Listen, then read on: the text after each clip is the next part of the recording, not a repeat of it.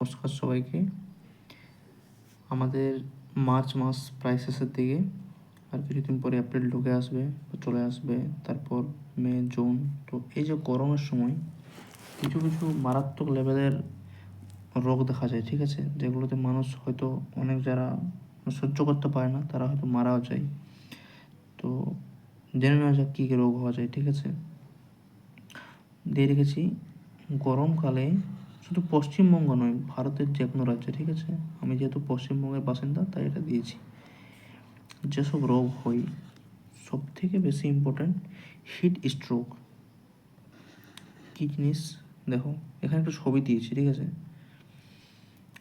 যখন আমরা ধরো কোথাও রৌদ্রে যাচ্ছি বা হয়তো প্রচুর রৌদ্র দিচ্ছে, তো প্রথমে প্রচুর ঘাম ঝরবে, তারপর হঠাৎ করে মাথা ব্যথা করবে, একটু বেশি ব্যথা করবে, জল খাবো, তারপর হয়তো আবার চোখ মুখ মুছবো, এরকম একটা ব্যাপার, ঠিক আছে। তো এখানে একটা ছোট্ট ছবি দিয়ে রেখেছি, এটা গুগল থেকে ডাউনলোড করা, হেলথ সেফটির জন্য দিয়ে রেখেছে, ঠিক আছে। তো এটা ছবি, ব্যাপারটা কী জিনিস ভালো করে বলে দিচ্ছি। খুব বেশি গরমে শরীরের তাপমাত্রা হঠাৎ বেড়ে যায়, ঠিক আছে, হঠাৎ করে বেড়ে যায়। লক্ষণ কী কী? মাথা ঘোরা শুরু হয়ে যায়, জ্বর 104 ডিগ্রি ফারেনহাইট পর্যন্ত, বমি বা অজ্ঞান। কেন হয়? সব থেকে ইম্পর্ট্যান্ট, কেন হয় এসব জিনিস? বমি, অজ্ঞান, মাথা ঘোরা কেন হয়? রোদে বেশি সময় থাকা, জল কম খাওয়া, সব থেকে ভাইটাল পয়েন্ট। জল কম খাওয়া মানে জল বেশি করে খেতে হবে।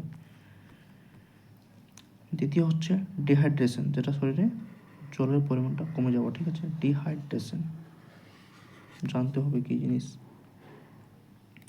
ছবি দিয়ে গেছি, সে জল খাচ্ছে ব্যক্তি, ঠিক আছে। শরীরে জল কমে যাওয়া হচ্ছে ডিহাইড্রেশন। জল যখন কমে যায় তখনই ডিহাইড্রেশন হয়। কী কী লক্ষণ দেখা যায়? অতিরিক্ত তৃষ্ণা, দুর্বলতা, মাথা ঘোরা। এরপর হচ্ছে ডায়রিয়া বা ফুড পয়জনিং। ডায়রিয়া বা ফুড পয়জনিং এটা একটা মারাত্মক লেভেলের রোগ। ফুড পয়জনিংটা সব থেকে বেশি খতরনাক সাবিত হয় গরমের কালের সময়, ঠিক আছে। কোথাও বিয়ে বাড়িতে গেলাম, একটু বেশি করে খেয়ে নিলাম, জল খেলাম না, তখন এসব ফুড পয়জনিং দেখা যায়, ঠিক আছে। বা ডায়রিয়া জিনিসটা ঠিক সেরকম একই ব্যাপার, পেটে গড়বড়া জিনিসটা যেটাকে বলা হয়। একটা ছোট্ট ছবি দিয়ে রেখেছি।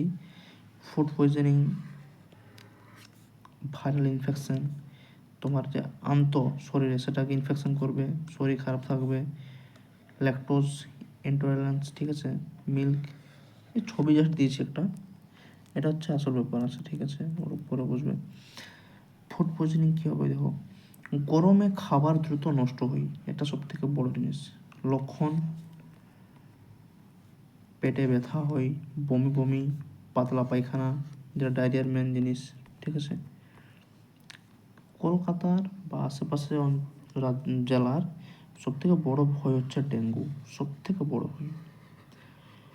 ডেঙ্গু এমন একটা জিনিস যেটাতে শরীর একদম নষ্ট করে দেয়, পুরো দুর্বল করে দেয়, ঠিক আছে। ডেঙ্গুর কিছু কিছু লক্ষণ দিয়ে রেখেছি, দেখো ছবির মাধ্যমে দিয়েছি। চোখ ব্যথা করবে, তোমার যে হাতের মাস্কেল সেটা ব্যথা করবে, যে হাড় সেটা ব্যথা করবে, বোন পেন, যেটা জয়েন্ট পেন সন্ধি সেগুলো ব্যথা করবে, হাঁটুর বা কোমরের বা হাতের হোক। জ্বর তো থাকবে, ডেঙ্গু স্বাভাবিক জিনিস। মাথা ব্যথা করবে, প্রচুর জোরালো মাথা ব্যথা করবে। মাথা ব্যথা শুধু অনলি মাথা ব্যথা নয়, মানে মাথা ফাটিয়ে দেবে সেরকম মাথা ব্যথা। বমি হবে, ঠিক আছে। আরও এটা সেটা ছোটো ছোটো গায়ে উঠবে, সেগুলো আলাদা ব্যাপার, ঠিক আছে। দেখো ডেঙ্গু নিয়ে অনেক কিছু জিনিস আছে, ঠিক আছে। ডেঙ্গুর প্রধান উদ্দেশ্য মানে জিনিসটাই হচ্ছে মশার মাধ্যমে সেটা ছড়ায়, মশার মাধ্যমে ডেঙ্গুটা ছড়িয়ে বেড়ায় আর কি, ঠিক আছে। লক্ষণ কী কী হয় যেগুলো বললাম সেগুলো হয়তো এখানে বলবে। হঠাৎ জ্বর, হঠাৎ করে জ্বর চলে আসবে, শরীর খুব ব্যথা করবে, মানে হাড় ফেটে যাবে সেরকম ব্যথা করবে। র্যাশ, যেটাকে ওই বলা হয় আর কি, ঠিক আছে। টাইফয়েড, এটা একটা ভালো রকমেরই জ্বরের আর কি প্রকারভেদ টাইফয়েড। টাইফয়েড কীরকম হয়? দূষিত জল বা খাবার থেকে টাইফয়েড হয়। দূষিত জল বা খাবার থেকে টাইফয়েড হয়। লক্ষণ, কী কী লক্ষণ দেখা যায়? টাইফয়েডের ফলে দীর্ঘদিন জ্বর হয়, দুর্বলতা থাকে শরীরে, পেটের সমস্যা হয়। এটা হচ্ছে টাইফয়েডের লক্ষণ। চিকনগুনিয়া একটা ভালো লেভেলের রোগ, ঠিক আছে? এটা মাথা খারাপ হয়ে যায়। এই রোগটা হলো চিকনগুনিয়া। চিকনগুনিয়াটা একটা মশাবাহিত রোগ। চিকনগুনিয়াটাও একটা মশাবাহিত রোগ।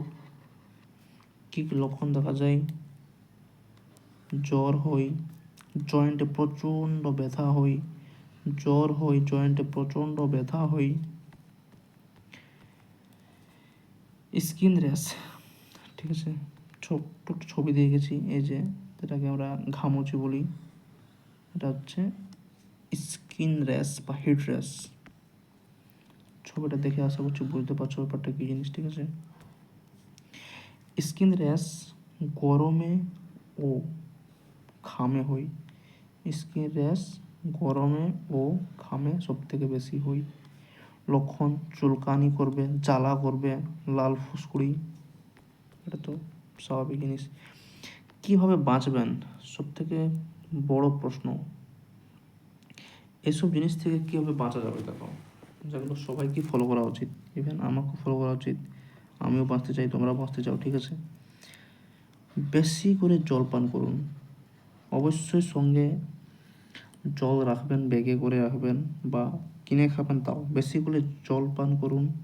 রোদে বের হলে ছাতা বা ক্যাপ ব্যবহার করুন। মাথায় যে ক্যাপগুলো পাওয়া যায় সেগুলো ব্যবহার করলে অনেকটা স্বস্তি পাওয়া যায়, বা ছাতা ব্যবহার করা সব থেকে ভালো। বাইরের বাসি খাবার এড়িয়ে চলুন। হঠাৎ করে বাড়িতেই যদি ফ্রিজ যদি না থাকে, যদি রাত্রে খাবার বা দিনে খাবার বেঁচে থাকে, যদি সেটা দুর্গন্ধযুক্ত হয়, ফেলে দেবেন, ঠিক আছে? খাবে না, ওটাতে বেশি শরীর খারাপ করে। ছোট্ট ছোট্ট পোকা সেখানে অনেক ঢুকে যায়, আমরা বুঝতে পারি না, ঠিক আছে? পরিষ্কার জল পান করুন, সব থেকে বড় জিনিস। আমাদের গ্রামে গঞ্জে যারা থাকে তারা তো কোনো চিন্তাই নেই, তারা কুয়োর জল খায়, সেটা একদম পুরো পরিষ্কার, সেটা নিয়ে একদম চিন্তার কারণ নেই। কিন্তু যারা শহরাঞ্চলে থাকে তাদের জন্য বেশি প্রবলেম। পরিষ্কার জল পান করা সব থেকে ভালো জিনিস। ম্যাক্সিমাম সেখানে রোগটা, সব থেকে বেশি রোগ এটাই হয়। কলকাতায় যেখানে যারা মানুষ থাকে, সেটা সব থেকে বড় প্রবলেম হচ্ছে জলের প্রবলেম।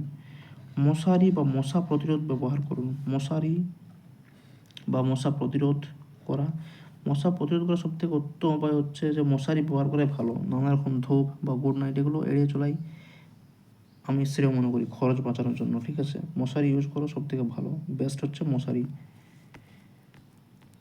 আচ্ছা, ঠিক আছে, এগুলো হচ্ছে টিপস। তো আশা করছি ভিডিওটা ভালো লেগে গেছে। তো এটা সবাইকে একটা স্বাস্থ্য মানে সচেতনতা ক্লাস, ঠিক আছে? এটা কোনো রকম পরীক্ষা আসার ব্যাপার না।